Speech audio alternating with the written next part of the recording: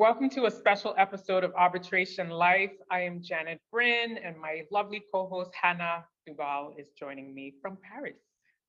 Bonjour, Janette. I have been in Paris now for more than 2 weeks, and I'm currently attending Paris Arbitration Week. The experience of being here, being able to catch up with former colleagues and friends, and to network with so many amazing people, I must say I am pleasantly reminded of how international the Paris arbitration scene is. There's so many arbitration practitioners who have practiced all over the world, are cosmopolitan, and there are also many binationals.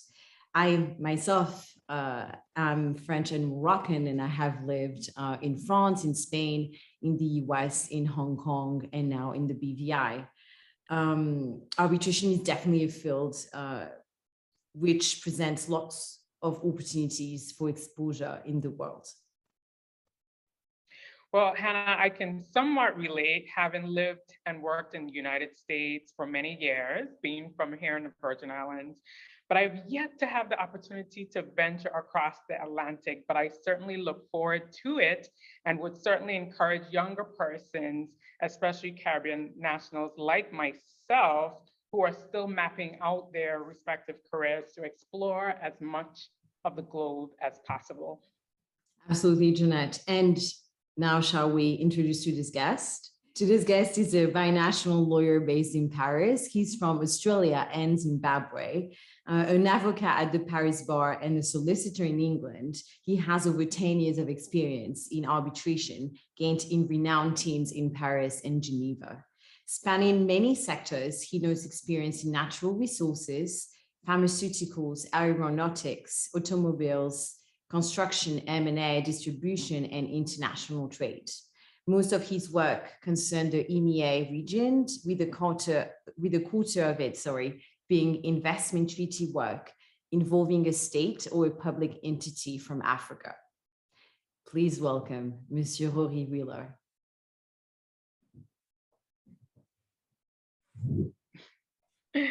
Welcome, Rory. It's indeed a pleasure to meet you via this forum.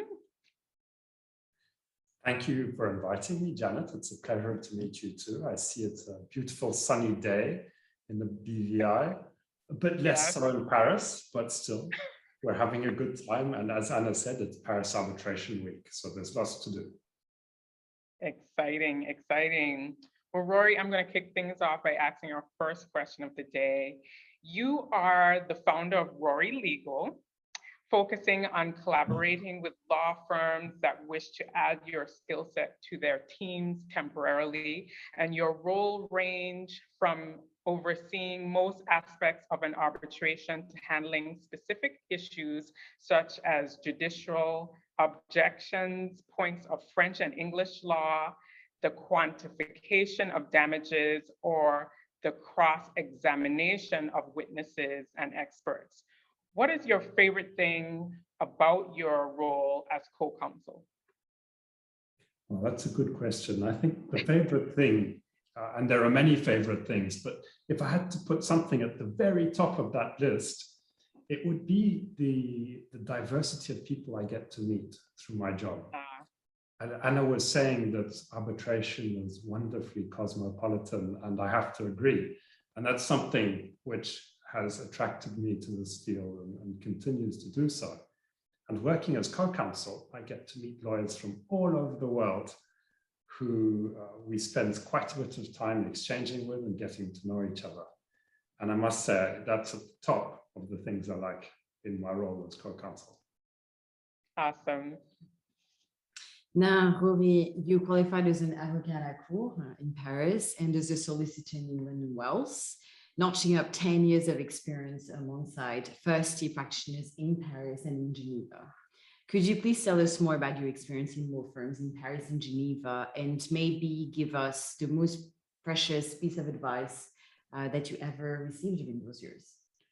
Well, those 10 years were quite intense, as you know. I think you've worked in big law too, Yeah. And you know that the hours can be long, the weekends can be studious. Yeah. And the pressure is often on. So they were intense, but what I keep from those years is how good a training it was. Mm-hmm. For 10 years, you get to work with very experienced practitioners, and you get to work on high-stake cases. And I definitely don't regret those, even though I would have liked to spend a bit more weekends at home, perhaps. The best piece of advice I think I got was from my partner, or the person I was working for, Laurent Jager. And he very early on told me, you're not in an argument with opposing counsel, you're in a dialogue with the tribunal. And what you write has to be directed at the tribunal, not at the other party. And I think that's something I still try to apply even today when I write briefs. That's a great advice, actually. Thank you for that. My pleasure. Well, thank you, Laurent, I think. Yeah, thank you, Laurent. So you have a solid training in business and finance, having graduated from INSEAD, is it? INSEAD? INSEAD, with an yes. MBA. After practicing for nearly 10 years as a lawyer, can you tell us how was your experience at INSEAD? Well, socially, it was probably one of the best years of my life. I got again to meet people from all over the world. In a cohort of 350 people in the little village of Fontainebleau, just south of Paris, there were 89 different nationalities that year. That's a lot. So quite similar to our international arbitration, in fact, except all these students came from all over the world, had very different profiles. They were engineers, consultants, musicians, doctors, one or two lawyers. So socially, it was fantastic. Academically, I must admit, I felt like a fool most of the time because I knew nothing about any of the subjects we were studying. Everyone else seemed to know something, at least a part of the curriculum that we studied. And as a lawyer in France, and I will also know, but we study law and only law and nothing else but the law. There was not a single legal course at INSEAD. Oh, wow. I can't believe you studied for 1 year with that. And no legal course whatsoever. It was very difficult. And I felt I was always a drag on the groups I was working with because they had to explain everything to me in very simple terms. Oh, but you graduated, so you made it. I did. And Janette has an MBA as well, so. Oh, fantastic. Hopefully you knew a bit more than I did when you started your course and it was less painful for you. Well, I was in the States, so yeah, it was a little easier, I think. It sounds like you had a very well, we have to learn to, well, I'm sure you have already appreciated the challenge of it. You wouldn't change it for the world, I would assume. No, I got so much out of it. You're absolutely right. I got so much out of it, and probably much more than other people who already knew part of the course. Yeah, definitely. Well, thanks for sharing that experience with us. Yeah, thank you. And now just to follow up on that quickly, do you think like it enabled you to then create your own firm, like that you needed that experience to learn more about business to be able to create Rory Legal? That's a good question. And yes, absolutely.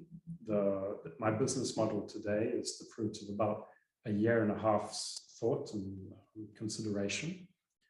And it worked. And I think one of the reasons it worked is because I learned the different methods of setting up a business and setting up a strategy at INSEAD. That's wonderful. I think we don't talk about it enough, especially for arbitration practitioners who think they can never create their own business and yeah, that's wonderful. Okay, it's good. Young arbitration practitioners, please listen. There's some advice here today. Rory, you gravitated towards international law during your studies in France before you studied 1 year at the University of Cape Town in South Africa, which convinced you to pursue a career in arbitration. So what exactly drove you to arbitration, and what advice would you give to students and young lawyers who are thinking of pursuing a career in arbitration? Well, when I was studying law, I must admit I didn't particularly like the studying part of it. Really? It's true. It's a deep, dirty secret of mine. Okay, I'm surprised. I didn't particularly like the law for my first 4 years. And then we started studying international private law. Mm-hmm. And that was something that I thought, yes, I like international private law and I would like to go into it professionally. And someone dashed my dreams and said, you can't work in international private law. There's no job where you do just international private law. True. So that was one career path that went crashing down. And fortunately, that same person said, but you should perhaps take a look at international arbitration. Okay. Because being perfectly bilingual at that time was a bit rarer than it is today, perhaps. Yeah. And the person thought that with my international background, it might be a suitable topic for me. Absolutely. And it turned out I owed that person a lot. Wow. Such a wise advice. It was. And, but so that's it. I stumbled into it through the door of private international law. Yeah, I think many lawyers do that actually. And we interviewed Professor Sandrine Clavel, that you know very well, because Rory did the same master's as me in Versailles in arbitration. So we are the Versailles community. And she was telling us that after studying private international, most people will fall into academia and pursue it. But that arbitration was also a perfect combination of being able to apply private international, public international, and commercial law in general. Absolutely. And it's something that I only studied for the first time in my master's. Wow. So for the first 4 years, I didn't know that such a thing as arbitration existed. Oh, really? Oh, I had the chance to know about it a bit earlier, but that's good that you kept going and finally learned about it. Now, Rory, you might have already shared this with us, but I'd love to find out if there's something else. What are your biggest challenge, or what have been your biggest challenge or difficulties that you've faced throughout your career? And were those challenges related in any way to your Zimbabwean background? So to the second question, I don't think so. I mean, I can't say that my Zimbabwean background has ever been a penalty or a hindrance to my career. And in fact, now it's more of an advantage than anything else because it's a nationality which is quite rare. And yes, it's an African nationality too, which sticks well with the work I do on the African continent. So to the second question, no, definitely not. To the first question, the biggest challenge I faced, I think, has been time management, and that continues to be so. And how to manage my own time in a way that I can deal with the work I have to do, develop the business I have to do, spend time with my 2 children and my wife, and not be on my phone when I'm with them. It really is juggling all those different aspects of one's life that I find struggling and still challenging today. So if either of you have a super solution to that problem, I'm all ears. I wish. And I think, yeah, a lot of people struggle with time management just because we have this idea when you arrived at your desk in the morning that you'll be able to do all the tasks that you want, your to-do list, but then something more urgent comes up and you have to deal with it. And there's only 24 hours in the day and you need some time to rest as well. So it's really something that we have to accept, that we won't be able to do all the tasks we wanted when we arrive in the morning, and during the day won't be possible, and just be more flexible and accept it, I think. But well, I admit to being terribly frustrated. Oh. So I'll work on the acceptance part. Yeah, I'm sorry to hear that. I think you should.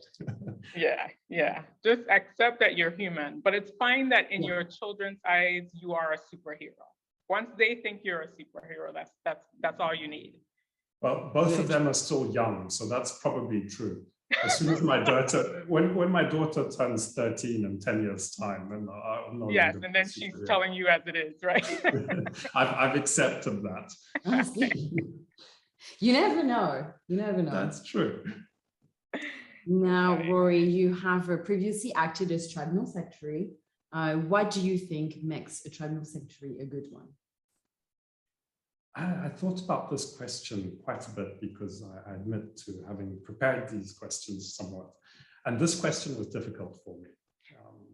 And I think the best answer to that is bringing a client mindset to the role as secretary of the tribunal, which means treating the arbitral tribunal that I'm working with like a client, and making sure that I can be as helpful as I can to them and do the best work I can so that they want to continue working with me. So it really is bringing that client mindset to the tribunal. I like it. I had never thought about that perspective of really considering it a client. But yeah, that makes sense actually. Just being extremely helpful, explaining everything they need. Yeah, no, that totally makes sense. And being proactive too, I think that's important. Very true. Arbitrators, I was complaining about time management, but I think the more you go up and the more cases you have, the harder it becomes. And to have someone who's taking even a tiny bit of that effort away from you and dealing with it in a proactive matter, I think is quite valuable. Absolutely. Yeah, that's a great advice. Yeah. So what would you say, Rory, has been your biggest achievement of your career? Well, we spoke about how challenging it was to get an MBA. So maybe that can come somewhere on the list. But I think my greatest, what I consider my best achievement so far, the one that I'm most proud of as to date, is having hired a first full-time employee and created one job in this economy. So I think that's something that I can be legitimately proud about. Yes, congratulations on that. That is a huge achievement. Yeah. Thank you. Congratulations. Yeah, that's great. Yeah. So Rory Legal is a team of 2 people. That's right. Today, for now, and then it's going to grow. Now, Rory, it is day 2 of Paris Arbitration Week with lots of interesting conferences. Can I ask you, what do you think is the hottest topic in arbitration right now? I think there are 2. Okay. That's a very, very lawyerly answer, I'm afraid. Very much. But the first, and I'm seeing more and more of it, it's good, is talking about climate change. Absolutely. And I think I still haven't quite understood how that fits within the subject and the subject matter of international arbitration. I still need convincing on that. But how it fits into our lives as cosmopolitan arbitration lawyers who 10 years ago would jet around the globe for a few days hearings that we've now demonstrated quite convincingly can be held over Zoom or over Teams. So I think that's one of the hot topics, which is a hot topic for humanity too, no pun intended. And the second subject, which I think people are talking about, and that's good, is bias, unconscious bias, and all the topics that come to the legal field via marketing or economics and psychology. And I think for a long time, these have been left aside, perhaps studied a bit more in America, where you've got trial by jury and where those aspects may seem more important. But I'm very encouraged to see those topics arising and being discussed in the context of international arbitration and commercial litigation. Absolutely. Yeah, thank you for that. That's, climate change. I mean, we all now are in it. Like, we have to educate ourselves to know more about it. And I guess I'll do that too, watch more conferences and read more articles on the subject. And unconscious bias, absolutely. We usually ask questions to women if they feel like they've been discriminated against because of their gender or felt unconscious bias. So that's very interesting. Thank you very much, Rory. Well, I'm glad you're also talking about those topics. It's encouraging. Thank you. Well, Rory, if you watch any of our shows, you know that we love to ask questions pertaining to Netflix. We want to know, what are you a big fan of? Now, let me see. I'm looking at you and I'm thinking maybe team How to Get Away with Murder, or is it, The Good Wife? Oh, good choice. Yeah, well done, Janette. That is actually the last series I've watched entirely. Really? I thought it was fantastic. The Good Wife. Yes. Yeah, no, it's a good one. It plunges you into the US local political system, which is not something as a European or as someone living in Europe I get much exposure to. Right. And they were dealing with really good and cool legal topics. Yeah. Yes. I guess that's what we get intrigued about. How real is it? And then how scandalous is it? How much fiction and all that good stuff. It's crazy. I love that show. No, it's a great show. It's a great and show. I was also curious to know, I can't let you go without asking about Zimbabwe. How often do you get to go back to Zimbabwe? Because I understand it's like a world of so many things to do. So I want to hear about it. So tourist-wise, there are lots of things to do. And I would encourage tourists to visit Zimbabwe. It's got beautiful wildlife. It's got, Victoria Falls, which is one of the 7 wonders of the world, we like to say. And the people are lovely. There's things to do. It's safe. It's economically a difficult country at the moment, but you can visit it, and please do. I go back when I can every year or every 2 years. Unfortunately, with COVID, it's been a bit more complicated over the last 2 years. But I hope it will play an important role in my kids' future, how they grow up and they get to see where their father comes from. Spend some time there, and who knows, maybe one day I'll have a reason to be there professionally too. Yeah, let's hope so. Yes, I love it. So I hope to make it to Zimbabwe. I also hope to make it to France, and I hope you make it to the British Virgin Islands soon as well. I hope so too. It sounds like a lovely place. Yes, awesome. It definitely is. Thank you so much, Rory. Thank you, Rory. Thank you, Janette. Thank you. Thank you, Hana. All right, so I just want to thank Rory Wheeler one more time for joining us from Paris with my co-host Hana. That was an awesome interview. I thank him so much for taking time to be with us here on Arbitration Life. Off air, what y'all don't know is we challenge him to a dance off. So when he comes to BVI, we're going to be learning some Zimbabwe moves, and we're going to challenge him to some soca as well. Yay! Many thanks one more time, and be sure for more Arbitration Life, subscribe to Arbitration Life. Be sure to follow us on Twitter, Instagram, Facebook, and Arbitration Life. That's it. Bye.